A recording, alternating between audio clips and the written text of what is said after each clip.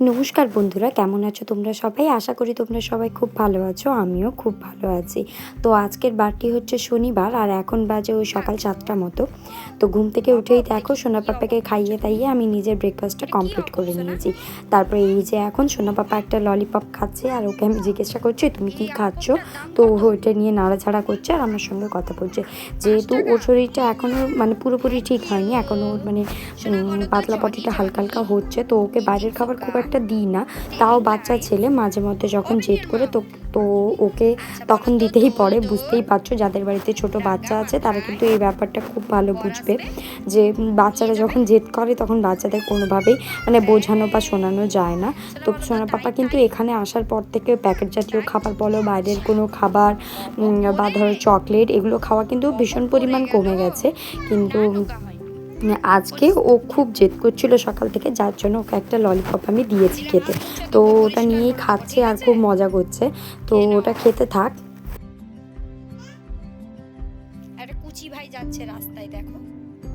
তারপরে এখন দেখো আমার মা কিন্তু চান টান করে চলে এসেছেন। তো মাকে বললাম একটুখানি মুড়ি মাখানোর জন্য। তো মায়ের হাতে মুড়ি মাখাটা খেতে কিন্তু আমার খুব ভালো লাগে।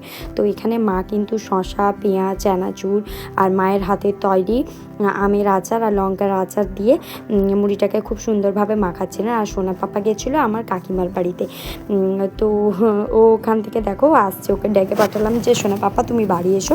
ও ছুটে ছুটে দেখো ওখান থেকে আসছে। তো আমাদের সঙ্গে ও বসে দুটো মুড়ি খেয়ে নেবে।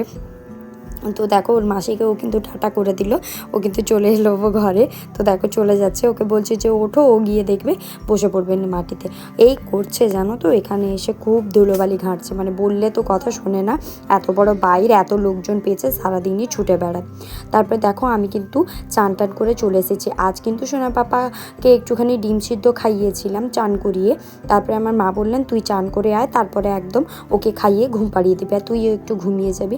তাই আমি একদম চান করে চলে এসেছি। তো এখন নিজে ফ্রেশ হয়ে নিচ্ছি চান করে এসে, তারপর কিন্তু সোনা পাপাকে খাওয়াবো। আর এদিকে কিন্তু আমার বোন বসেছে, তো বোনের সঙ্গে গল্প করতে করতেই আমি কিন্তু ফ্রেশটা হচ্ছে। আর বলছি আমার মাথায় মানে র্যাশ বেরিয়ে গেছে ধুলোবালিতে।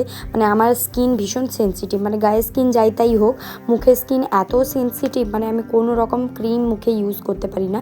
এই যে এত শীত পড়েছে, সামান্য একটুখানি মানে ময়শ্চারাইজার ইউজ করছি, তাতেই আমার মুখে ভীষণ পরিমাণ দানা দানা মতো বেরিয়ে যাচ্ছে। মানে কাছ থেকে বোঝা যাচ্ছে কিন্তু দূর থেকে বোঝা যাচ্ছে না। তো ওটাই বোনকে দেখাচ্ছিলাম যে দেখ আমার মাথায় কি বেরিয়েছে, কি দিলে ভালো হবে। তো ওটাই ওর সঙ্গে কথা বলতে বলতে ফ্রেশ হয়ে টিপটা পরে নিচ্ছি। আর সোনা পাপাও খাটে বসে ওর মাসির সঙ্গে খেলাধুলো করছে। এরপরে ফ্রেশ হয়ে যাব সোনা পাপাকে খাওয়ানোর জন্য। তো চলো তোমরা ভিডিওটা দেখতে থাকো।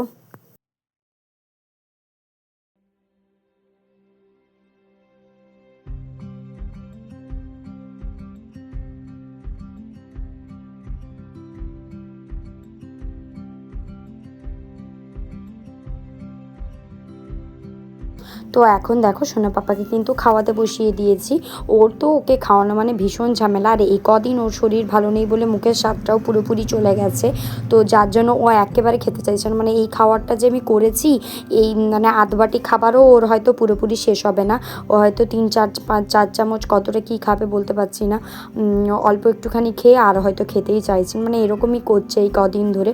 ও পুরো খাবারটা একেবারে ফিনিশ করতে পারছে না, মানে ওর মুখের স্বাদ পুরো চলে গেছে, যার জন্য কিন্তু খাওয়া দাওয়া একেবারে বন্ধ হয়ে গেছে। তো আজকে যেমন সোনা পাপাকে সকালে একটা ডিম সিদ্ধ করেছিলাম, তো অর্ধেকটা খেয়েছে, অর্ধেকটা খায়নি। ওকে আজকে ভাতের সঙ্গে বলতে একটুখানি অল্প একটুখানি চাল দিয়েছি, আর একটা কাঁচকলা আর একটুখানি আলু দিয়ে ওকে সেদ্ধ করে দিয়েছি, ওটাই ওকে খাওয়াচ্ছি। মানে একদম সিম্পলের উপর হালকা পাতলা খাবারই ওকে বলেছে ডাক্তার দিতে। গরুর দুধ, লেবু এগুলো সমস্ত বন্ধ করে দিতে বলেছে, যে ওর আগে পটিটা ভালো হোক, তারপরে ও সমস্ত কিছুটা খাবে। তাই ওর তো এখন সব কিছুই বন্ধ, একদম হালকা পাতলার উপরে খাবার খাচ্ছে, কাঁচকলা সেদ্ধ দিয়ে ভাত। তারপরে সারাদিন ওর যে গুঁড়ো খাবারটা করে রাখি, ওই গুঁড়ো খাবার, অল্প একটুখানি চিড়ে সেদ্ধ, এইগুলোই ও খাচ্ছে এখন। যার জন্য ওর মুখের স্বাদটা একেবারেই চলে গেছে, ও কিছুই খেতে চাইছে না। তো আর কি করবো বলো, এরকমভাবেই বাচ্চা যতদিন না ঠিকঠাক হচ্ছে ততদিন এরকমভাবেই আমাকে কষ্ট করতে হবে, কিছু করার নেই।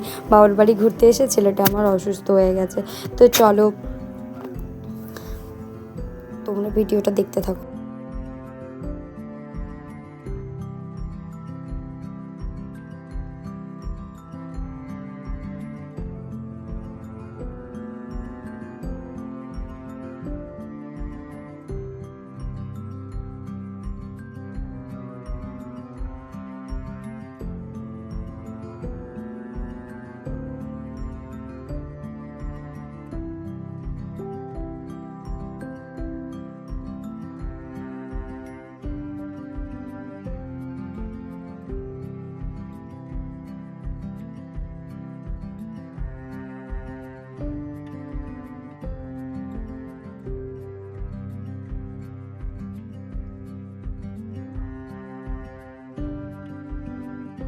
তারপর দেখো খাইয়ে দাইয়ে কিন্তু সোনা পাপাকে আমি ঘুম পাড়িয়ে দিয়েছি। তো এখন যাব আমি নিজে খাওয়ার জন্য। তো আজকে দেখো আমার মা কিন্তু রান্না করেছিলেন হচ্ছে মাছের ঝোল, চচ্চড়ি আর ফুলকপি আলু দিয়ে একটা মাখা মাখা তরকারি। আর পায়েসটা আমাদের মানে পাশের বাড়ির কাকিমা একজন দিয়েছিলেন। তো এই হচ্ছে আজকে দুপুরের খাবার। তো দুপুরের খাওয়া দাওয়া করে তো ঘুমিয়ে পড়েছিলাম। তারপর কিন্তু এটা হচ্ছে একেবারে ওই সন্ধ্যে 6টা নাগাদের ভিডিও। তো এখন দেখো তোমাদের সোনা পাপা খাওয়া দাওয়া করে খাটে বসে বসে ফোন দেখছে। আর আমি এদিকে মানে মা যে সমস্ত কাপড় চোপড় কেচেছিলেন ওগুলোই খাটের এক পাশে ছিল, ওগুলোকে ভাঁজ করে রেখে দিচ্ছি। যেহেতু মা একটু মেশিনের কাজ করছেন, আমরা যতদিন থেকে এসছি ততদিন থেকে তো মা একেবারে মেশিনে বসতে পারেননি। যেহেতু আমার মা মেশিনের কাজ করেন তো ভীষণ পরিমাণ মানে কাজ জমা হয়ে গেছে। তো আজকে একটু সন্ধ্যেবেলা মা বসে মেশিনের কাজগুলো করছেন, তাই ভাবলাম যে কাপড় চোপড়গুলো আমি গুছিয়ে রেখে দিই। আমাদের কাপড় চোপড় আমাদের ব্যাগে ভাঁজ করে ঢুকিয়ে রেখে দেবো, আর মায়েরগুলো ওই পালঙ্কের ভিটে তুলে রেখে দেবো। তো চলো বিছানাপত্রগুলো সুন্দর করে গুছিয়ে নেওয়া যাক, আর তোমরা ভিডিওটা সম্পূর্ণ দেখতে থাকো।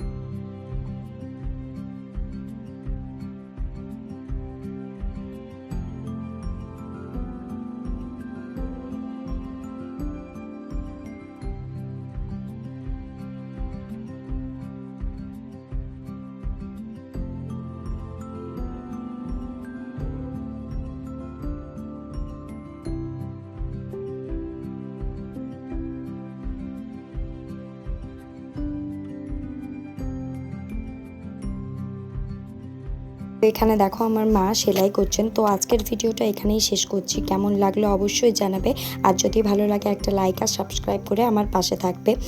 আবার একটা নতুন কোনো ভিডিও নিয়ে তোমাদের সঙ্গে দেখা হবে। তো আজকের ভিডিওটা এখানেই শেষ করছি।